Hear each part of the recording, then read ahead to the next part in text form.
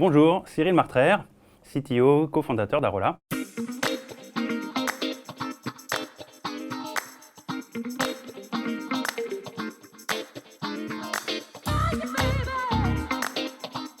Si vous voulez découper votre système en microservices ou décomposer votre monolithe en modules, c'est pour avoir les bénéfices de l'autonomie. Avoir la possibilité de déployer séparément vos services, la capacité de faire des évolutions indépendamment les unes des autres, ou encore la capacité de mettre des équipes différentes sur chacun des composants. Le problème, c'est que vos métiers ont des entités qui sont liées entre elles. Par exemple, si je prends un métier de la vente, on va retrouver le client, le produit, l'achat comme entité essentielle, et ces entités, elles seront partout dans tous les cas d'utilisation. Si je prends l'assurance, l'assuré, la souscription, la sinistre, les polices d'assurance, ces entités seront partout, elles interviendront dans tous vos use cases, de partout. Ce qui signifie que si vous décomposez vos modules ou vos microservices sur des entités, elles ne sont pas réellement décomposées. Elles continuent, leurs destins sont liés, elles continuent d'évoluer ensemble, vous devrez les déployer ensemble et vous avez en fait complètement raté votre décomposition. La solution, bien sûr, c'est Domain Driven Design avec tous les patterns qui vont avec pour nous aider à faire tout ça. Alors soyons clairs, Domain Driven Design, DDD, c'est de plus en plus désirable. Et dans DDD, il y a un pattern qui parle de persistance, on est familier avec ça, et qui s'appelle Repository.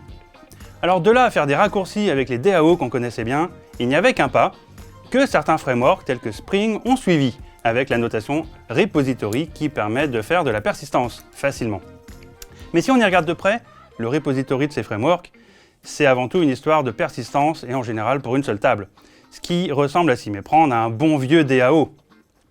Le pattern repository de Domain Driven Design, c'est bien plus que ça. C'est le langage métier, c'est l'atomicité de pas mal de choses, c'est des invariants protégés.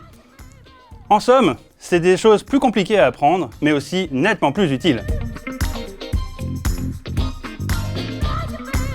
Alors les experts métiers, les fameux experts métiers, on pourrait naïvement penser qu'il suffit de les rencontrer et de les écouter pour savoir quoi coder. Ce n'est pas aussi simple.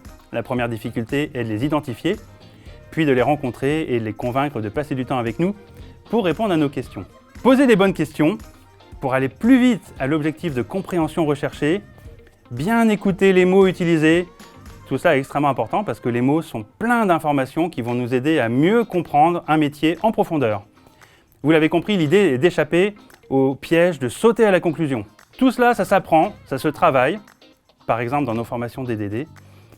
Et au-delà de logiciels, tout cela est extrêmement utile, même dans votre vie quotidienne. DDD pour les architectes? Totalement. Et en particulier, la partie DDD stratégique s'adresse particulièrement bien aux architectes, aux CTO et à tous les rôles entre les deux, qui représentent d'ailleurs une bonne partie de nos clients.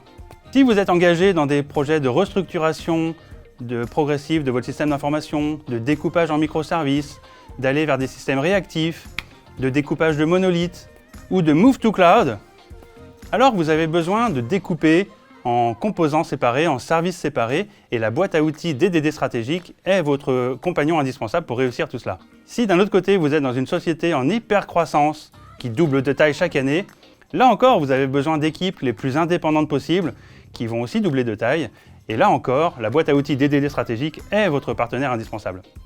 Vous l'avez compris, DDD, et en particulier la partie stratégique de DDD, c'est votre allié indispensable pour réussir tous les projets d'architecture à toutes les échelles, jusqu'aux plus grandes, jusqu'à l'échelle de l'entreprise.